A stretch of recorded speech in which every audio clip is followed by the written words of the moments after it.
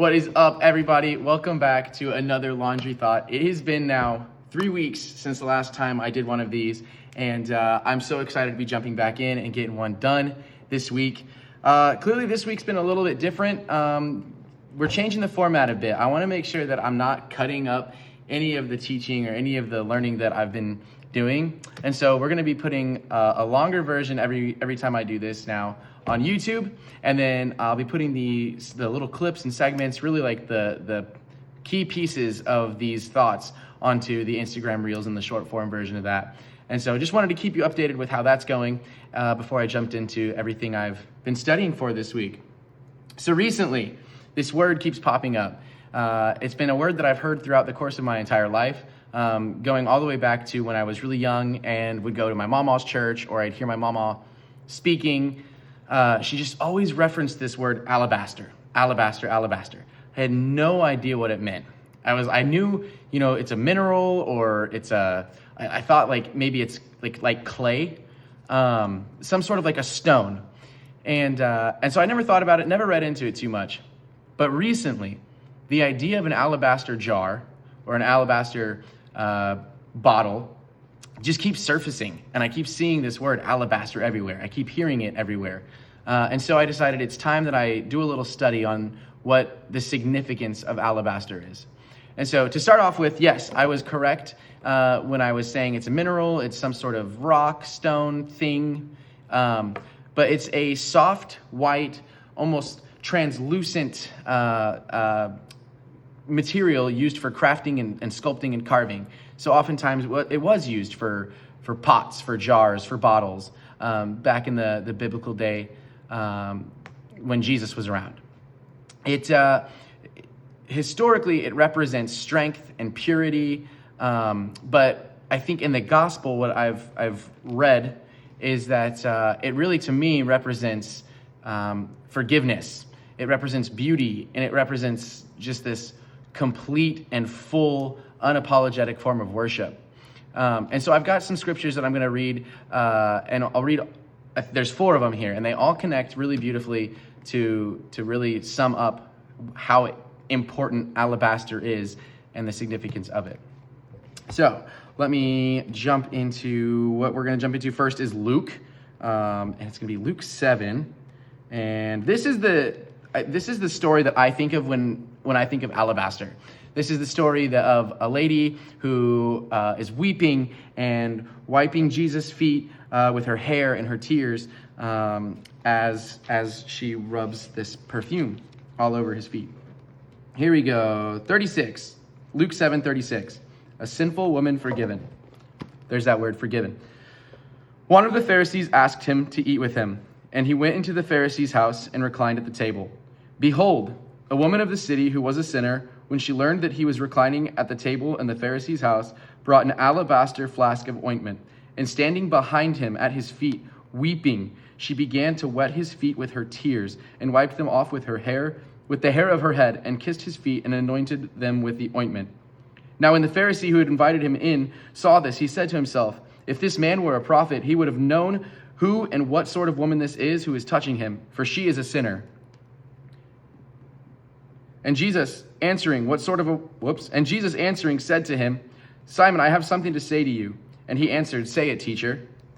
A certain moneylender had 2 debtors. One owed 500 denarii and the other 50. When they could not pay, he canceled the debt of both. Now, which of them will love him more? Simon answered, the one, I suppose, for whom he canceled the larger debt.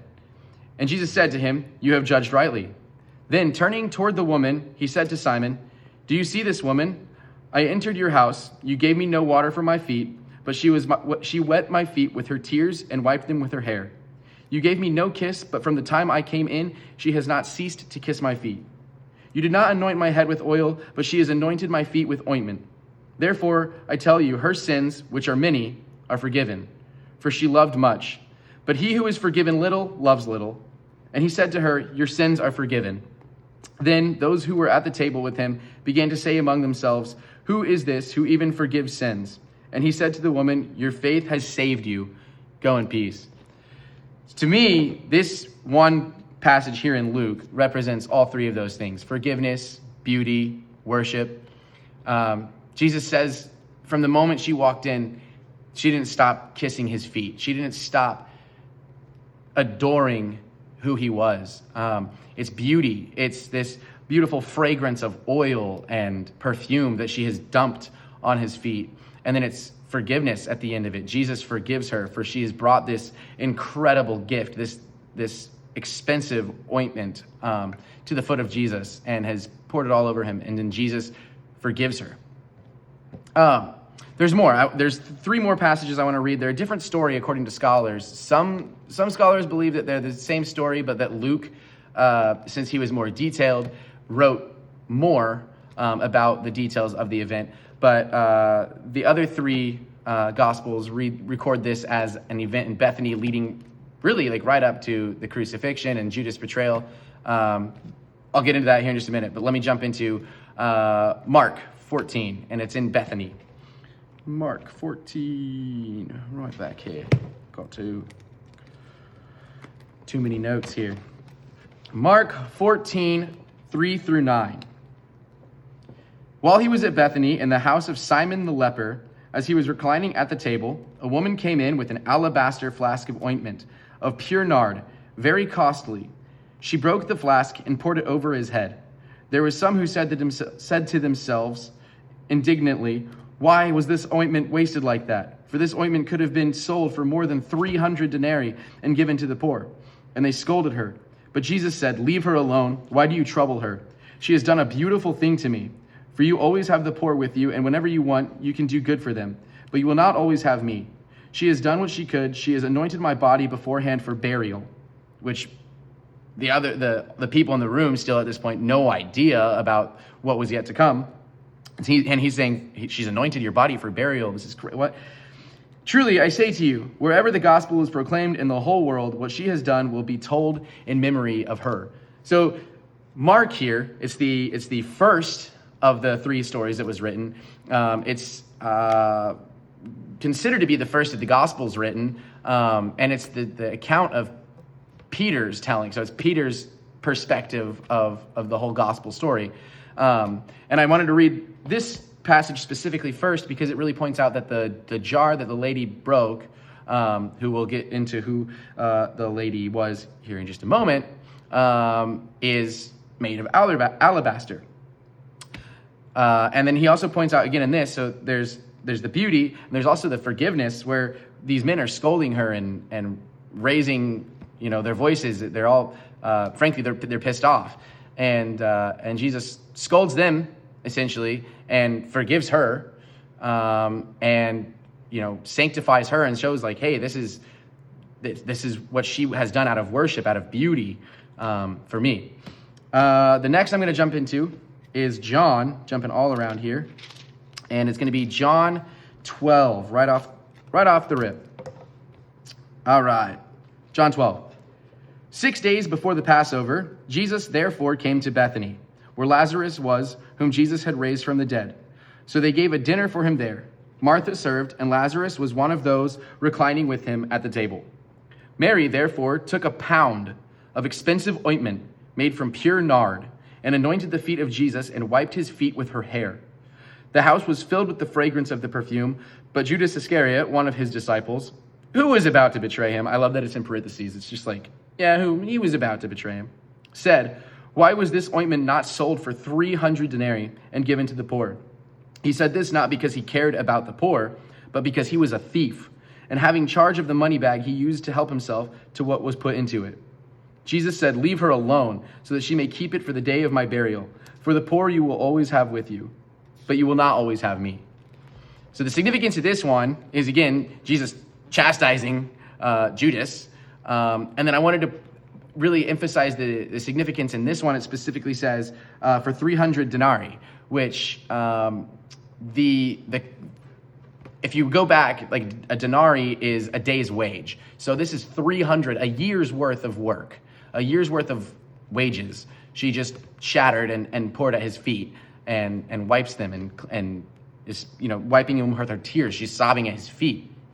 And so Judas is saying, why don't we use this to help the poor? But in parentheses, it says he doesn't care about the poor. Like he's literally about to betray Jesus. This is kind of the turning point for Judas. It's the moment where we really see him breaking bad.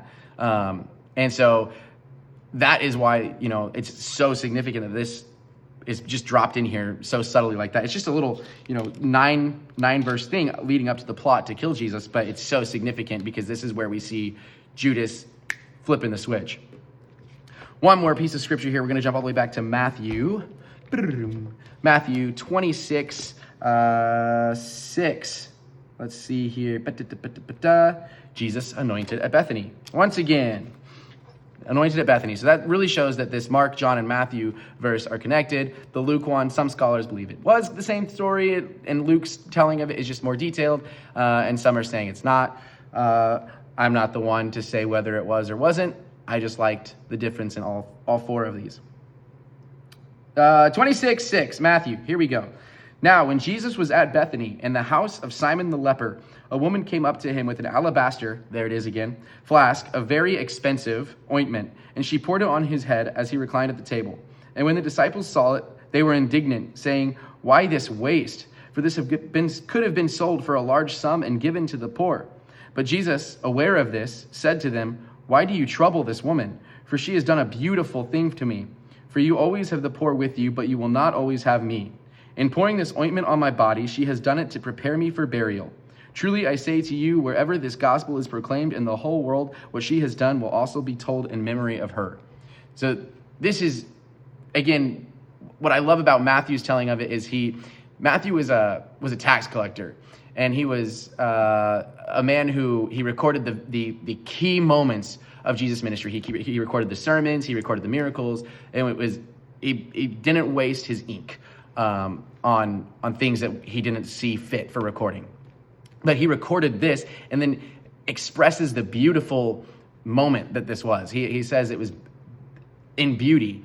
And then he goes on to also explain the same thing with at the end where Jesus says, if this gospel is proclaimed in the whole world, then this story also will be. And so Jesus saying that is Matthew going, oh, I have to put this in the gospel. It is that significant. So there you have it, breaking down in 4 different verses. If you really encompass all 4 of them, that's where you get the worship aspect. So all 4 of these verses are talking about the significance of the alabaster jar, but they're also talking about how it's really an act of worship. They all express how expensive this ointment is, how much this woman, who we later find out is Mary, how much she has brought to Jesus. She's giving it her 100%. She's not cutting corners. And so we've got forgiveness in the Luke story and the Luke telling of it, where Jesus forgives the woman of all her sins, who all these men are, do you know who this woman is? Do you know her sins? We have forgiveness. That's number 1. Then throughout all 3 of them, or 2, really, it's Matthew and the Mark telling of it. We see the word beauty or beautiful. And so we have the beauty of the alabaster jar. And then over the course of all 4 of them, we have worship in bringing your 100%, of bringing the most you absolutely can. And what I think is so relatable in this is that, oftentimes we think of when we're offering or giving to Jesus, we think of 10%. We think of that word tithe. And yes, when it comes to our offerings of like money and our offerings of what we can actually give physically, yeah, that's the 10%, that tithe is what we're asked of. But when it comes to our acts of adoration and reverence and worship for Jesus, for God, it's 100%. It's nothing but the best.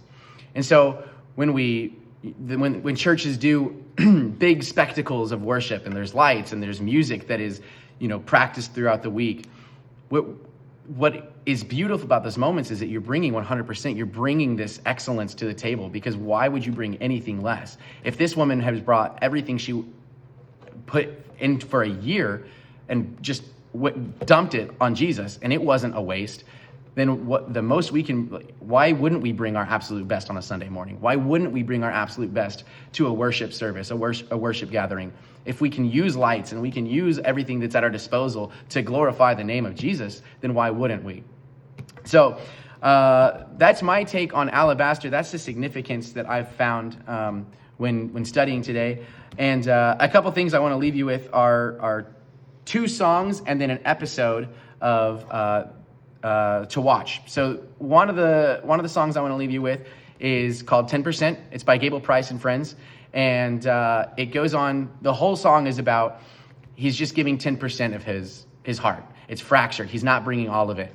But then, going on, he said, I don't want to give you just a fractured heart anymore. I want to give you all of it. Great song. Look it up. 10%, Gable Price and Friends. Another one, I'm on a Gable Price and Friends, so you just got to bear with me when I throw another one of his songs out. It's called Touch Your Robe. And the line in that one says, I just want to touch your robe, and I want to give you all of my alabaster jar. Like, I want to give you nothing but everything that I have. It's 2 songs that really, that's where I kind of started recognizing the word alabaster, because it says it in both of those songs. And so I was like, okay, I'm being told to write or to teach about this. And then finally, there's an episode of The Chosen where it really breaks down the Mark, John, and Matthew telling of this. And it's a really cool episode. It's in the newest season, season 4. And it's just powerful because you see Mary come in and you get to see the buildup of her going and finding the jar of oil. And at first, the lady who sells her the oil gives her a cheap one. And she's like, no, give me more. And the lady comes back out with another jar. Mary says, no, I won't. That's not worthy enough of my king. So the lady comes back and she gives a little flask of this incredible oil. And Mary goes, no, give me that whole jar of it. And drops 300 denarii on this incredibly expensive and valuable oil. And then she just goes and dumps it on Jesus' feet at dinner. And all these men, there's 2 Pharisees in this who are like, they're on the fence about who Jesus, and then she dumps it and they flip. They're like, no chance. And you get to see the Breaking Bad moment of Judas. And it's just a really cool take, a really cool visual example of these stories. But yeah, why not bring Jesus excellence? As we go into the week, I hope that somebody is put into your path that you can share the gospel with. I hope that you take this alabaster story, this anointment oil story, and you just are reminded of that the next time that you're worshiping or the next time that you're serving Jesus, and you're able to remember that we want to bring this fragrance of excellence to the foot of Jesus. Hey, love you. Have a great rest of the week, my friends, and I'll see you next time.